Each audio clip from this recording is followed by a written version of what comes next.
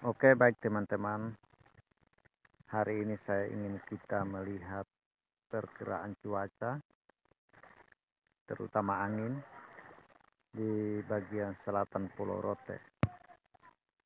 Hari Selasa, tanggal 18 Januari. Ini hari Selasa besok malam ini. Malam. Ini hari Rabu pagi, angin dari arah selatan. Ya, di sini 20 km per jam. Hari Kamis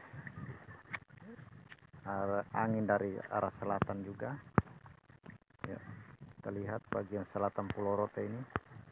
Ya, ini dia. Ya, ini hari Jumat, angin sudah naik 40-an km per jam. Ini hari Sabtu. Ya, ini 60 km per jam hari Sabtu.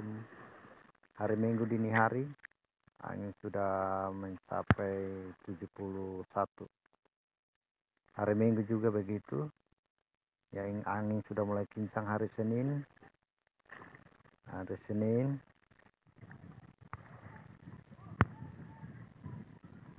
baik teman-teman, ini hari Senin. Ini hari Senin tanggal 24 Januari. Yuk kita lihat 70-an km per jam. Jadi bagi teman-teman yang ingin berlayar di bagian selatan Pulau Rote, harap hati-hati, atau kalau bisa jangan dulu keluar.